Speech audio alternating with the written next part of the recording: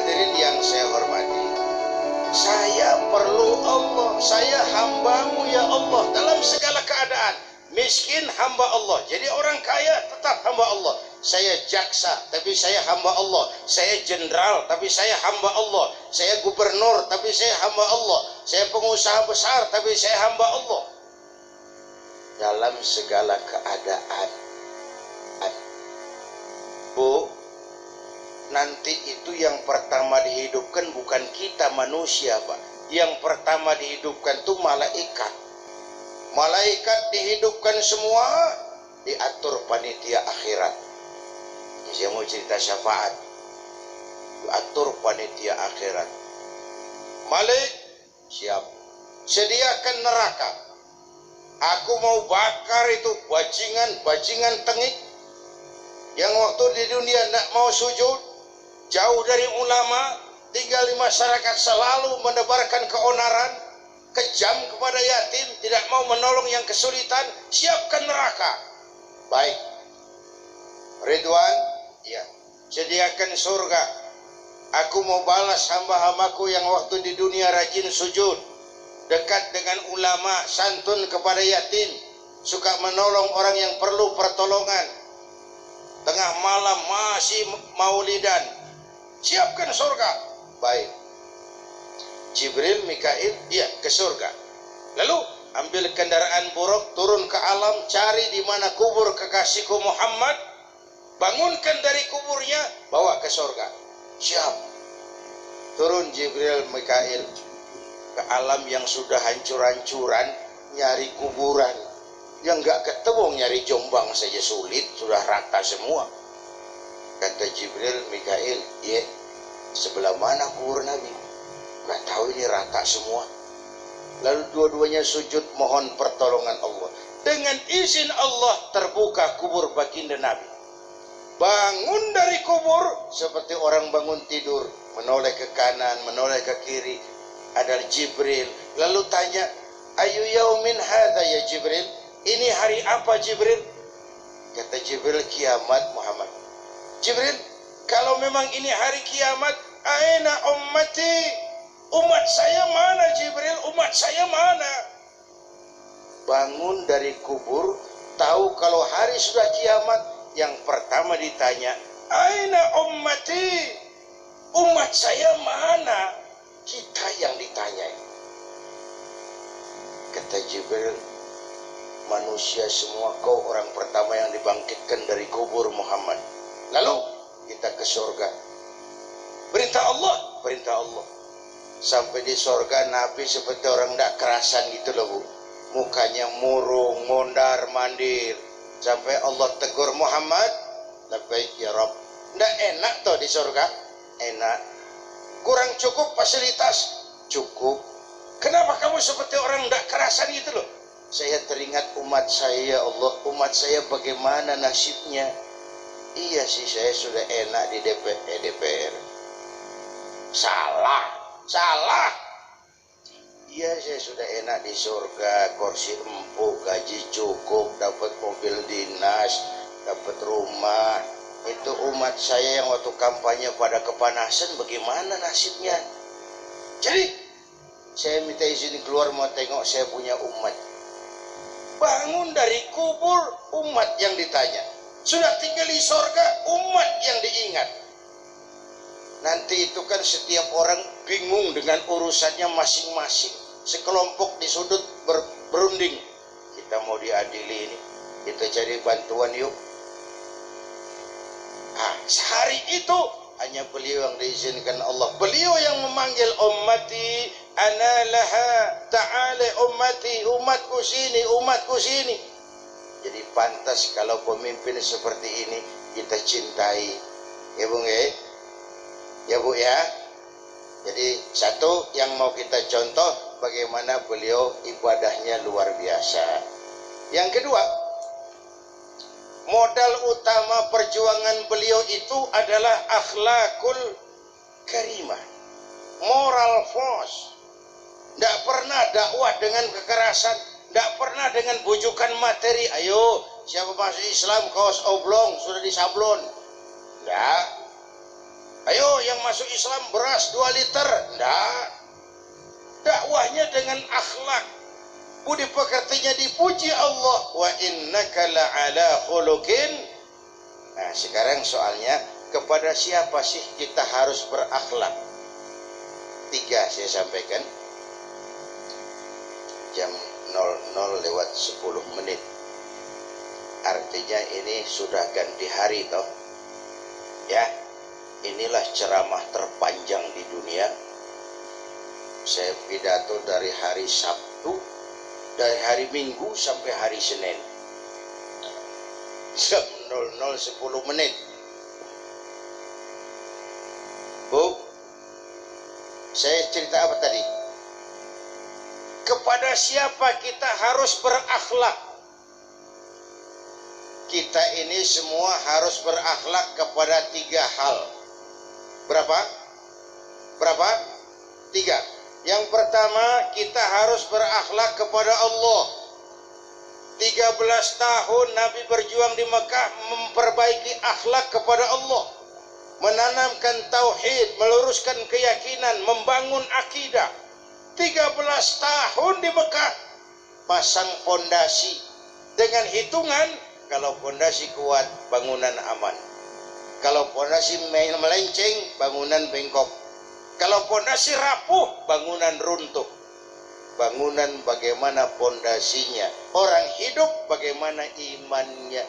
Ini kan kita bangsa Indonesia sekarang ini Pak, bukan cuma perlu orang pintar, bangsa kita perlu orang benar. Ya Bu, Ibu lebih baik mana, punya anak pintar tapi tidak benar, atau punya anak benar tapi tidak pintar? Biar benar asal pintar. Tapi di masyarakat kan orang bilang begini, Pak, dia itu walaupun nggak pintar tapi orangnya benar Pak. Ya toh?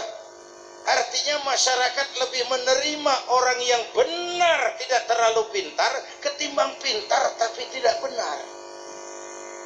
Indonesia bangkrut, terpuruk, itu kan lebih banyak ulahnya orang pintar tapi tidak benar.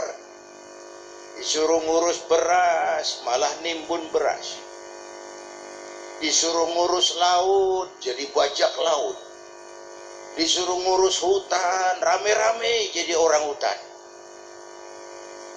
Disuruh ngurus hukum, bikin hukum seperti pisau, tajam ke bawah, tumpul ke atas. Kalau yang kecil salah, hukum cepat-cepat ditegakkan. Yang besar salah, orang diam, pura-pura tidak mengerti.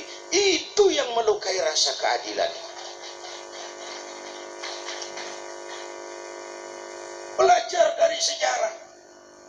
Saya sering guyon, dulu zaman Bung Karno orang korupsi di bawah meja, malu-malu. Zaman Pak Harto korupsi di atas meja, terang-terangan. Zaman sekarang meja-mejanya dikorupsi. Mejanya sekalian dikorupsi.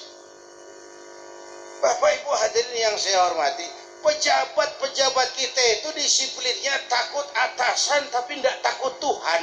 Ini yang celaka. Takut atasan tapi tidak takut Tuhan. Seperti anak muda naik sepeda motor tengah malam ngebut. Wah, lampu merah jalan terus. Di stop sama polisi. Prit. Iya Pak. Minggir. Siapa? SIM? Ada Pak. STNK? Ada Pak. Tahu kau lampu merah? Tahu Pak. Kenapa jalan terus? Saya tidak tahu kalau ada Bapak. Itu loh jawabannya enak benar seperti orang tidak salah. Bapak Ibu hadirin yang saya hormati, kita perlu orang pintar, kita lebih perlu lagi orang benar. Nah, supaya pintar pendidikan, supaya benar iman, akhlak kepada Allah. Bagaimana cara berakhlak kepada Allah? Caranya 2. Pertama, jangan menyekutukannya dengan sesuatu pun. Saya bersaksi tidak Tuhan selain Allah. Saya bersaksi Nabi Muhammad utusan Allah. Nabi terakhir, tidak ada Nabi sesudah Nabi Muhammad, harga mati, titik. ada yang ngaku jadi nabi, wajib tidak percaya. Ya, ingatan lagi ini karena Indonesia ini pasar bagus, Pak. Di Indonesia ini apa saja laku, saya heran. Coba lihat di Indonesia, kalau ada nabi baru, ada aja yang ikut. Ada aliran aneh, ada saja yang masuk. Ini Ahmadiyah diramaikan lagi. Ini bukan menyangkut kebebasan beragama, ini penodaan terhadap agama.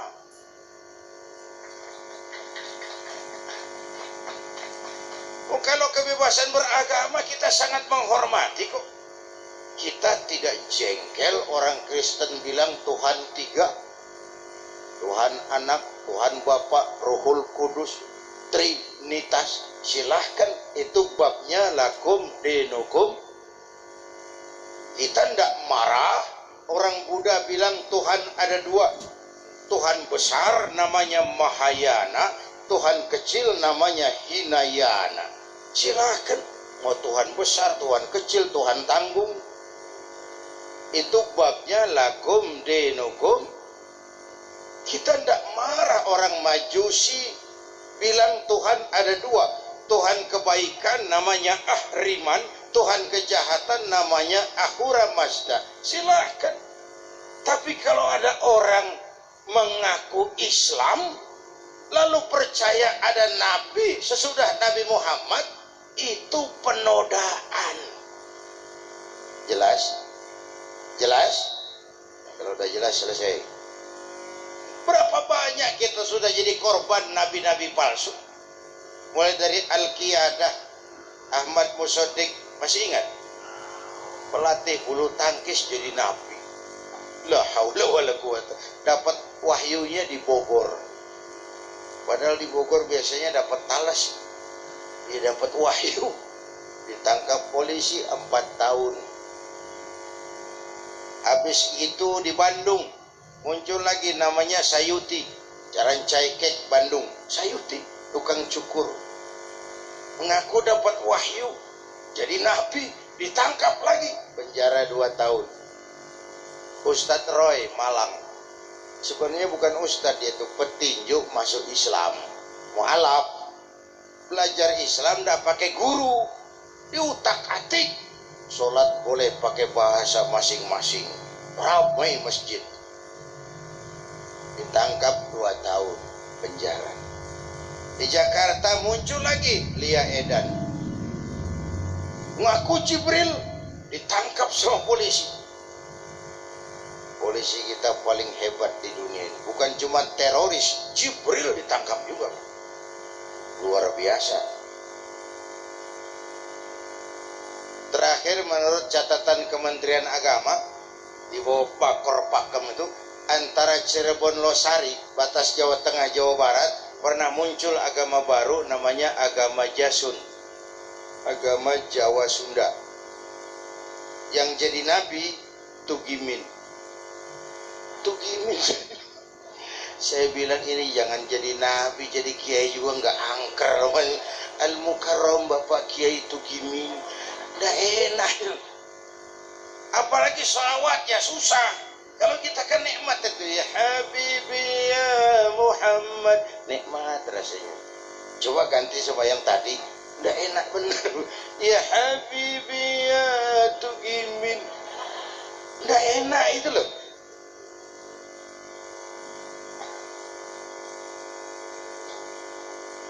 Nah yang aneh, berita-berita yang naik selalu menyudutkan umat Islam. Beritanya dipangkas separuh, bukan penyebabnya yang dicari, tapi akibatnya yang diberitakan. Di Bekasi ada pastor dianiaya, nggak cerita penyebabnya apa. Di Cikesik ada penyerbuan, seolah umat Islam lah yang biang kerok. Padahal nggak mungkin lah ada asap kalau nggak ada api, ya, kecuali knalpot. Tidak mungkin ada asap kalau tidak ada api kecuali knalpot. Bapak Ibu hadirin yang saya hormati, akhlak kepada Allah jangan menyekutukannya dengan sesuatu pun dan jangan menyembah kecuali hanya kepadanya. Kita perlu Allah, kita perlu Allah. Apapun yang kita lakukan tidak akan mengganggu eksistensi Tuhan. Jangankan sak Jombang, sak Jawa Timur tidak ada yang sholat, Allah tidak berhenti jadi Tuhan.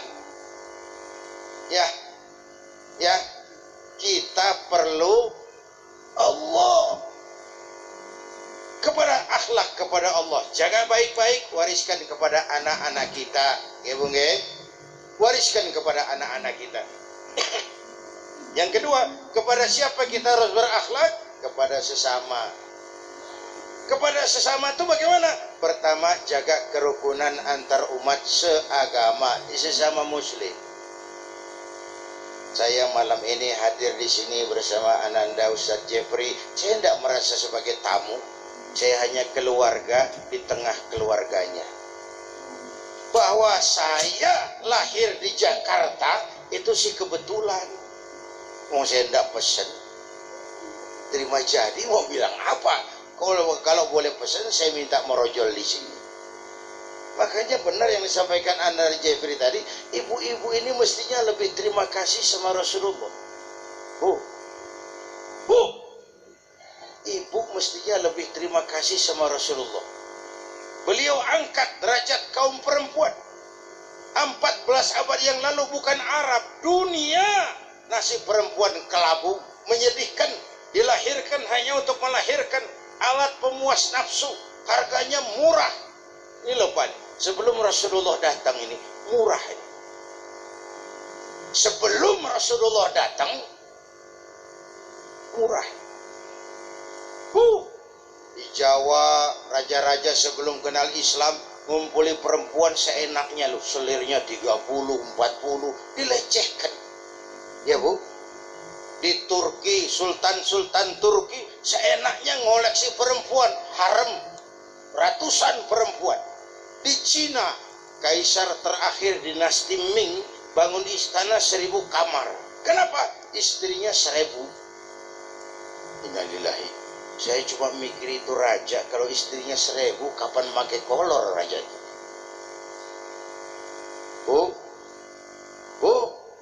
Dilecehkan. Datang Rasul, An-Nisa imadul bilad. Perempuan itu tiangnya negara. Kalau baik perempuan, baik negara. Kalau rusak perempuan, hancur negara. Diangkat derajat kaum perempuan. Lalu Rasul ditanya, ya Rasul, siapa yang paling harus saya taati di dunia? Ibumu. Setelah itu siapa lagi? Ibumu. Setelah itu siapa lagi? Ibumu. Setelah itu siapa lagi? Bapakmu. Coba diangkatnya derajat kaum ibu. Ibumu, ibumu, ibumu, bapakmu. Ibu 3 kali disebut. Bapak 1 kali. Ibu 3. Bapak 1. 1 bapak. Ngitungnya jadi kerok begini gitu. Anak-anak remaja, pemuda yang hadir, bahkan kita semua, ayo bayangkan wajah ibu kita masing-masing. Mau dibayar dengan apa? Semua harta kita kumpulkan, tidak akan pernah sanggup membalas jasa ibu. Ya, kata Ustadz Jeffrey tadi, ibu kita itu sejak ngidam sudah kita siksa. Muntah tiap jam. Gitu. Yang dipengenin yang nggak musim. Namanya orang idam itu kan aneh. Tengah malam kepengen megang kepala kereta loh, jorok bener sih orang lagi. Udah saya singkat. Saat melahirkan pilihan mak cuma 2. Kalau tidak hidup, mati. Mau dibalas dengan apa? Kumpulkan semua harta yang kita miliki, tidak akan pernah sanggup membalas itu. Saat melahirkan, kalau tidak hidup, mati. bagai ditarik kulit dari dagingnya, bersatu air mata, keringat, dan darah, dilahirkan kita. Bapaknya sih bingung-bingung, tapi kan ngerokok. Wah, namanya pemegang modal. Oh, menjerit kesakitan saat melahirkan anaknya. Ya, menjerit apa tidak? Menjerit sakit. Bayangkan bapak masuk 3 on keluar 3 kilo, bagaimana tidak menjerit?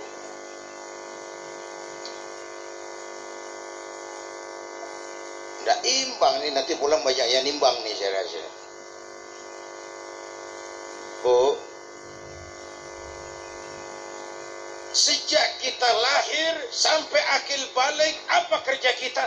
Ngurangi kesenangan emak, tidurnya kurang. Ya, anak sakit dia lebih parah. Anak tidak bisa tidur, dia tidak tidur. Tidak, emak sedang makan enak-enak, kita di pangkuannya, apa marah emak? Enggak, malah bilang, aduh anakku tainya cakep bener, tainya cakep. Anak tuh, emak tuh kalau nimbang anak, saya lihat anak raja, anak raja katanya, padahal hitam korengan, anak raja. Bapak Ibu hadirin yang saya hormati, ngomong apa saya tadi? Rukun kepada sesama, rukun kepada sesama. Kita bersyukur ada Jam'iyah Mahabbatur Rasul. Sekarang ini soalnya banyak orang bisa memberi contoh, tapi sedikit orang bisa jadi contoh. Memberi contoh mudah, menjadi contoh yang sulit. Bapak Ibu hadirin yang saya hormati, idola kita tidak lain baginda Rasul. Akhlak kepada sesama. Saya enggak merasa sebagai tamu, saya hanya keluarga di tengah keluarganya. Soal saya lahir di Jakarta itu kebetulan, yang kebetulan enggak usah diributkan toh. Warna kulit seperti ini, pesan enggak? Jangan ribut soal warna kulit.